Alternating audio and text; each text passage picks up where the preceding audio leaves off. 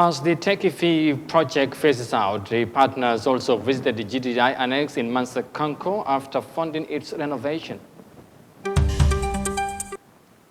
Nigeria's government plans to ban the consumption of cow skin to boost the country's leather industry.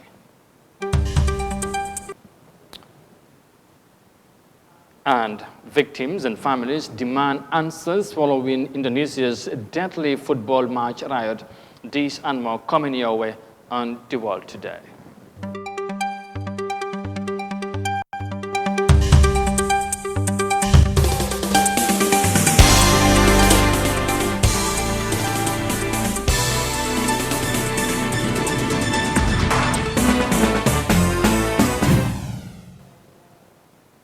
Hello, this is Eyeafrica TV and you are watching the World Today News Bulletin coming to you live from our studios in Banjul. Many thanks for joining us. I am Amadou Kante and now the news in details. Now, GTTI Annex in Mansa-Kanko, Lower River region has been revitalized after rehabilitation and re-equipment of the training center under the Techifi project. Techifi partners had an audience with the center managers to underscore life after the revitalization of the center. Moses Mendy has the details in this report. This is the convoy departing the GTTI annex in Mansa-Kanko Lower River region, where the implementing partners had a conversation about the general operation of the training institute since its rehabilitation and re-equipment under the Techifi program. The Training Institute draws access to technical and vocational education closer to students from the Lower River region and places nearby. More than €500,000 were spent on the rehabilitation and re-equipment of the training center that now runs a solar, rural mechanic and construction programs with fully equipped electrical and rural mechanic workshops for students' practicals. Manager of the GTTI Offshoot Center, Wandifa Fati, speaks on the transformation of the center. There has been a need for rehabilitation of the entire center. People who left the center 6 years ago, when they visit today, they ask us, have you got angels from heaven to help you do the work? But it's courtesy of my gallant staff and the giant partnership we have from Techifi and the entire team. Mr. Fati says the center offers quality TVET education and has a furnished student residence capable of housing up to 80 students. However, priority is set on students from far places. The training center graduated 4 batches since the Techifi support, with 70 students being the latest, some of whom are now operating workshops in the region. Today, most of them, when they come here, they live here a quarter before going to visiting their homes. Most of them come here, they live 4 or 5 to a room to sit together because they are able to get the support from the partners. Through that support, they got their school fees paid. They also got their stipends. These stipends are used to take care of their feedings and also to support them in their daily running of the programs. So based on that, they are able to live here. Immediately they leave here, they go to serve. Today, I can proudly tell you, go to most part of the country, you find students of Mansa-Kanko doing very well. Today, most of the workshops in summer, when you live here, just try it. The next 2 workshops that you go into, as they will tell you, we are students of Mansa-Kanko, JTTI Mansa-Kanko. Go to Brikamba. You have a very good construction going on at the primary school. To ask them, you have about 3 or 4 students who left here. Go to CHN school today, you find our students there. Almost any part of this country you go today, after 5 years, you find our students everywhere. He said students are groomed in the center with knowledge to fit into the modern day market as technology continues to evolve, and the most outstanding students are given startup capital to build on. Some inventions made by the students of the GTTI annex in Mansa-Kanko include a local air conditioner and a chainless bicycle. The GTTI annex in Mansa-Kanko was established in 2007. Moses Imendi, Eyeafrica News. Moving on, the federal government of Nigeria is proposing a law to ban the consumption of cow skin, which is largely supported by the different players in the country's leather industry. However, the planned decision has triggered diverse reactions among citizens, with many calling on the government to consider their decision. Now, the consumption of cow skin, locally known as pomo, is a profit-making avenue for many Nigerians, and experts believe its banning will disrupt many livelihoods. Let's have more details of that in this report. Lucky is a street food vendor in Abuja, Nigeria's capital. His food features the spicy cow skin delicacy known as pomo. It's a profitable venture for Lucky as his customers enjoy the savoring taste and affordable price of the meal. The demand is high.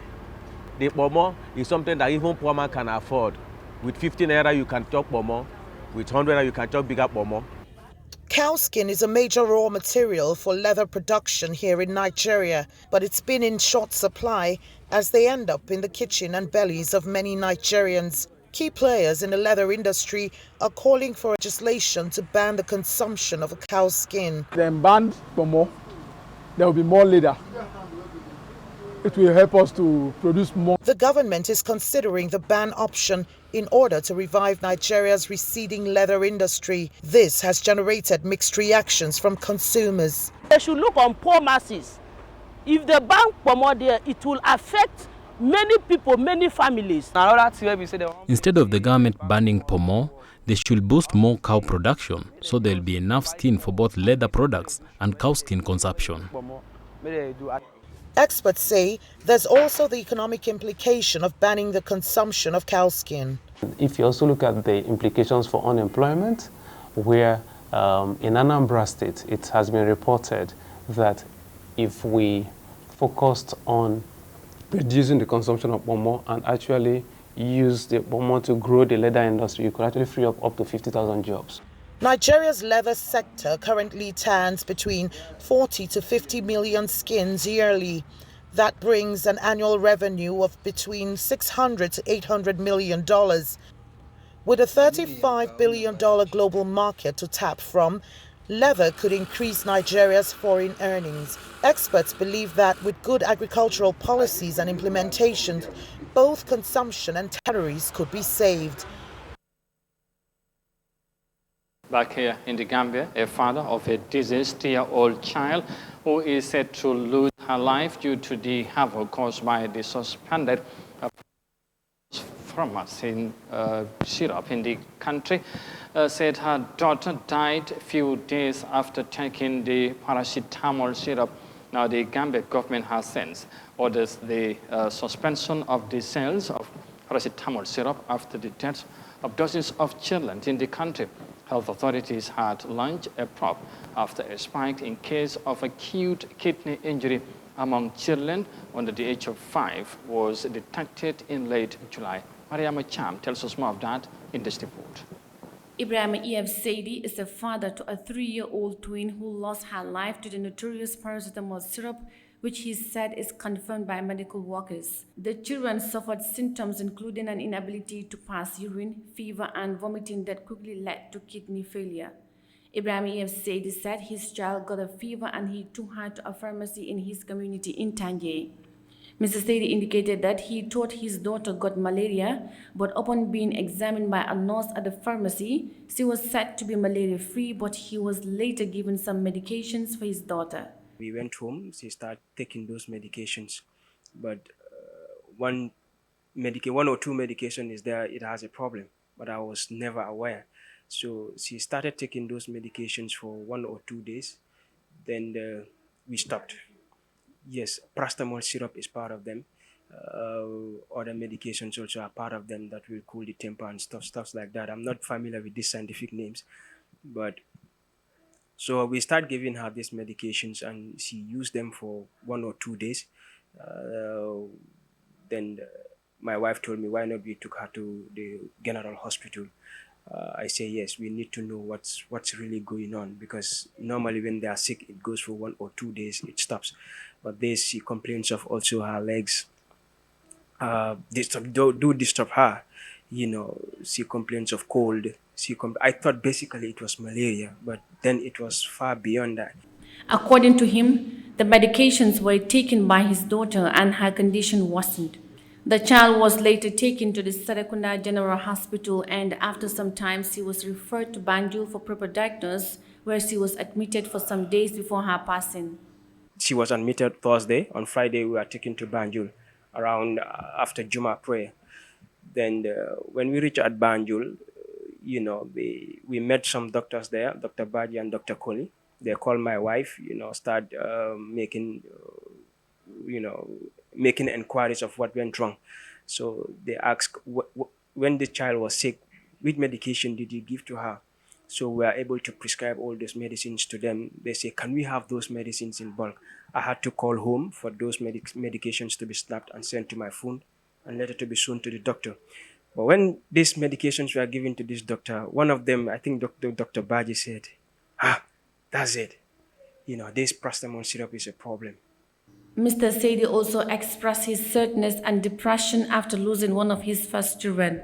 He said that the deceased twin sister always asks about her fellow and when is she returning from the hospital. I feel so depressed, I feel sad because Adama, they are twins, Adama and Hawa, but I lost Adama.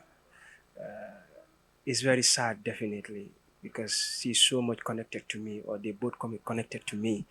You understand? And I find it very difficult these days that the other twin sister keeps asking of me, when will Adama come? When are we going to visit Adama at the hospital? So I have to face the bull by the horn to tell her that Adama, she's taken by Allah to go and read the Quran with Ibrahim. So this is what I have to say to her.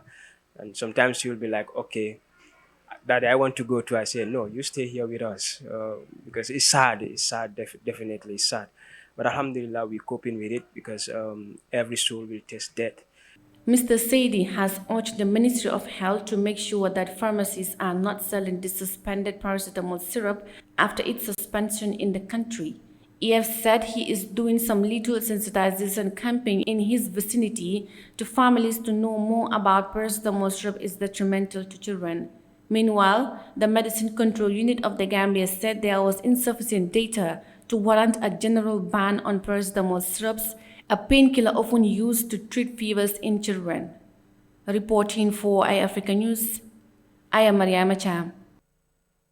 And from the report by Mariama Cham, elsewhere in the continent, Ugandan authorities have invited new investors to explore its oil and gas industry as the global oil demand increases. President Yoweri Museveni observed the need to capitalize on the situation to ease the suffering of his people. However, the European Union Parliament has raised environmental and human rights concerns amid the oil explorations in the East African nation. Let's have more details of that in this report. Exploring the black gold, Uganda believes the natural resource will unlock its economic potential. As part of the strategy to exploit its oil and gas resources in a sustainable manner, the country is announcing the third licensing round in 2023 and urges oil companies to take interest. The country has previously held 2 licensing rounds and uncovered 6.5 billion barrels of crude oil reserve. But from the discovered crude oil reserves, only 1.4 billion barrels can be refined. And yet the global demand for oil products is up. We are stuck without petroleum when some Slavic groups start fighting. You can imagine. Some Slavs are fighting, Ukrainians and Russians, here we are suffering. How can that be? And we have our oil. But as they go for the black gold, they face environmental concerns from the European Union Parliament. The EU legislators are concerned about sensitive ecosystems and human rights violations. However, Uganda says it has incorporated necessary safeguards for the environment. The project has put the environmental considerations at the forefront of the planning. We know they've integrated solarization in the planning to reduce the carbon emissions. There will be HDD or horizontal deviation drilling below the rivers. Total Energies and China National Offshore Oil Corporation are investing more than $10 billion to produce and export Uganda's crude oil. Uganda plans to set up a 60,000 barrels per day refinery and an oil pipeline to export the crude oil through Tanga Port in Tanzania. The country hopes that as it pumps out more oil to the market, more revenues will be generated to address her development needs. And that report there is coming from the Ugandan capital, Kampala.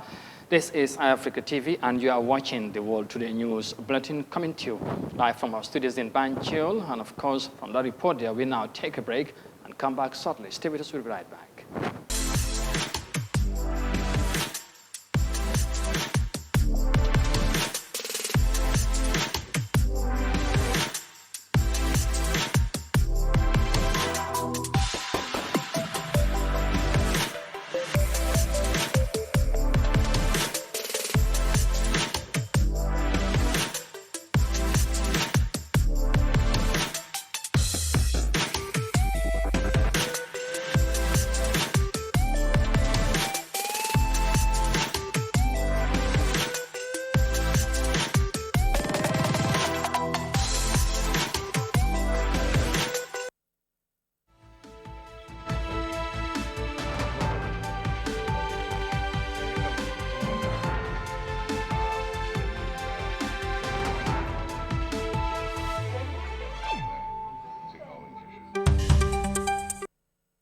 Welcome back, and you are watching the World Today News Bulletin on Eyeafrica TV, and we are coming to you live from our studios in Banjul. And once again, many thanks for joining us. Now, stakeholders from several African countries, including Tunisia, have joined forces to create an informal workers' council that intends to fight for the interest and betterment of its members on the continent.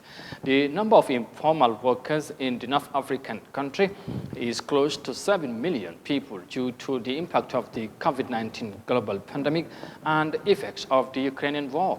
The situation has left many authorities worried, which prompted the creation of the group that focuses on promoting the well-being of informal workers.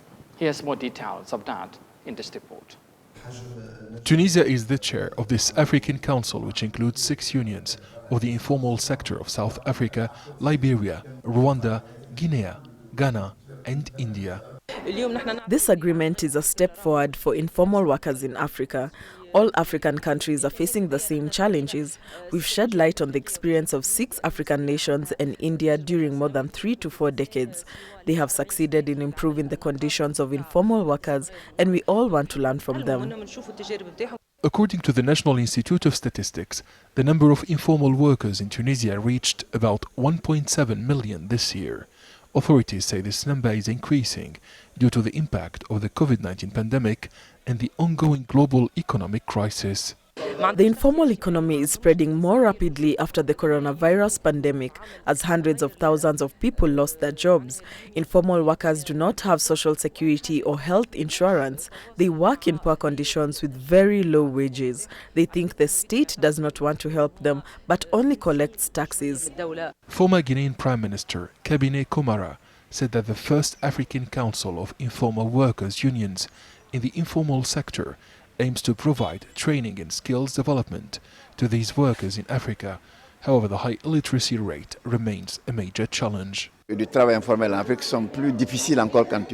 working conditions of informal workers in the rest of Africa are worse than in Tunisia because the literacy rate is very low in the continent. When the populations are illiterate, it's difficult to provide good training. Now, with the help of states, we need to put in place practical systems to teach them new skills and offer more permanent jobs to improve their social situations. A World Bank report indicates that the informal sector is the main source of employment and the backbone of economic activity in urban Africa. It accounts for 80.8% of jobs in Africa. According to the International Labour Organization, there are more than 1.6 million workers in the informal economy in the world. That is nearly half of the global workforce. The latest ILO data on the labour market reveals that the COVID-19 pandemic has had a devastating effect on workers in the informal economy.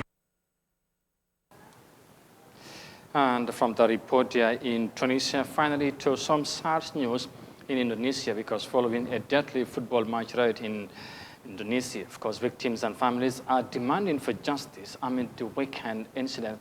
While some of the victims are still recovering at the hospital, more than 100 people, many of them teenagers, have reported died during a stampede at the stadium that was triggered by police firing tear gas at spectators.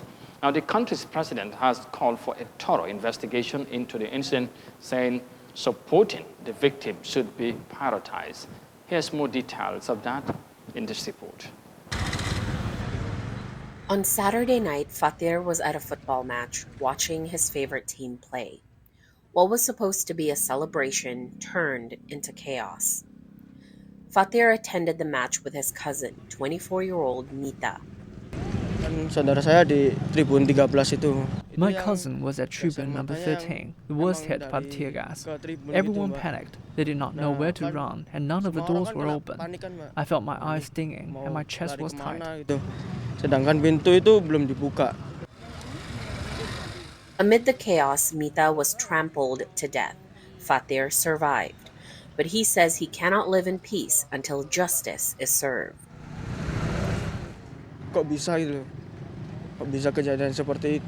How could this have happened?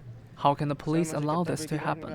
I'm still haunted and traumatized by the cries for help that night. I don't even have the appetite to eat. I hope the police take responsibility for this tragedy. Authorities say 18 police officers who fired the tear gas are now in questioning. It's been a few days since the incident, and now people are paying their tributes to the hundreds of lives that were lost at the Kanjuruhan Stadium. Analysts say that Indonesia is likely to pay a very high price for this incident. The use of weapons or tear gas is prohibited inside the stadium by FIFA. Now, whether or not the Indonesian police was aware of this is still unclear. President Joko Widodo has ordered to launch a serious investigation into the matter. But right now, the main priority, he says, is providing care and support to the victims still in recovery. At this hospital in Malang, many riot victims are still under intensive care, and doctors say they share similar issues. Most of the victims here are suffering from multiple traumas and hypoxia, a lack of oxygen. Some of them are coming 2 days after the incident. They are only feeling the impact of it now. This is now known as one of the worst sporting incidents in the world. The Indonesia Football Association has suspended all games until a thorough investigation is complete. And that sad report from Indonesia eventually brings us to the end of this news edition. But for more details on this and other stories, as always, as ever, you can visit on our website on Eyeafrica.tv. But for now, many thanks for the pleasure of your company. Thanks for watching, stay safe, and do have a pleasant evening. Bye for now.